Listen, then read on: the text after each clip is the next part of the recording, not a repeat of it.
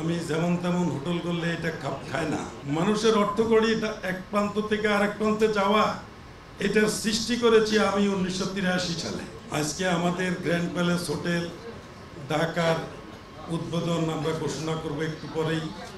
সেই সাথে বলতে হয় যে আমরা আসলেই গ্র্যান্ড প্যালেস হোটেল ঢাকা তৃতীয়টি আমাদের এই চেইনের প্রথম হোটেল, তৃতীয় হোটেল।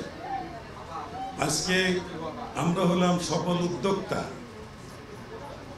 আমাদের উদ্যোগে যিনি আজকে আমাকে এই হোটেল চেইন হোটেল করার উৎসাহ জুগিয়েছেন, তাকে আমার মনে হয় স্মরণ না করলে অনুচিত হবে। তিনি হলেন আমাদের সাবেক সফল রাষ্ট্রপতি পল্লীবন্ধু হোসেন মোহাম্মদ এরশাদ।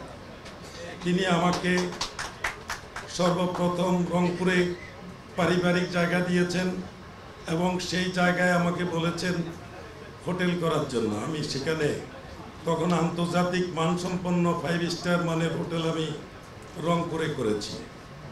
তো আমি জানি যে আমি 45 বছরের একজন পুরনো ব্যবসায়ী, আমি যেমন তেমন হোটেল করলে এটা খাপ খায় না। তাই আমি এটাকে আন্তর্জাতিক মান সম্পন্ন করে এই গ্র্যান্ড প্যালেস হোটেল একটা 5 তারকা মানের চেইন হোটেল করার উদ্যোগ গ্রহণ করি। সেই সুবাদে আমার দ্বিতীয়টি হয় সিলেটে, আজকে তৃতীয়টি হলো আজকে ঢাকায়।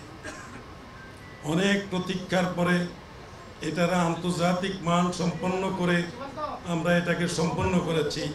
আজকে আমরা দেশের জনসাধারণের, জনগণের এবং পর্যটকদের জন্য আমরা এটা উন্মুক্ত করে দিতে চাই।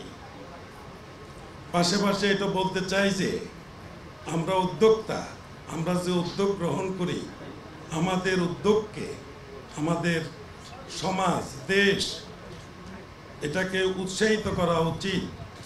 কিন্তু আমরা দেখছি রাষ্ট্রের পক্ষ থেকে প্রজাতন্ত্রের প্রধান যারা, তাদের পক্ষ থেকে আমরা উৎসাহিত হই না। যেমন ধরেন, আমি যদি বলি আমি আজকে 45 বছরের পুরনো ব্যবসায়ী, আমার পরিবহনের বয়সই হলো এখন 45 ইয়ার্স। আমি তৎকালীন সময়ে মুক্তবাজার অর্থনীতি, এই মুক্তবাজার অর্থনীতির মাধ্যমে আমি দেশে পরিবহন সেবা চালু করি, পোস্ট, কুরিয়ার এবং পার্সেল সার্ভিসের মাধ্যমে। তৎকালীন সময়ে দেশের সড়ক অনুন্নত ছিল। তখন থেকে এই যে টু-পে পদ্ধতি, কন্ডিশনাল বুকিং, মানুষের অর্থকড়ি এক প্রান্ত থেকে আরেক প্রান্তে যাওয়া, এটার সৃষ্টি করেছি আমি 1983 সালে। যেটাকে আপনারা আজকে দেখছেন বিকাশ, এটা ওটা ইত্যাদি ইত্যাদি, এটার উদ্যোগটা কিন্তু আমি। বাংলাদেশে কোচ এবং নাইট কোচের উদ্যোগ তো আমি আছে করিব। সেই সুবাদে যদি বলতে হয়, দেখেন বিগত করোনা ভাইরাস মহামারীর সময় সারা দেশ বন্ধ ছিল, কিন্তু আমার এই বন্ধ থাকলেও পোস্ট অফিসও বন্ধ, কোনো কিছু খোলা ছিল না। কিন্তু একমাত্র এসএ পরিবহন পার্সেল সার্ভিস জনগণের সেবায় নিবেদিত হয়ে ওপেন ছিল, খোলা ছিল।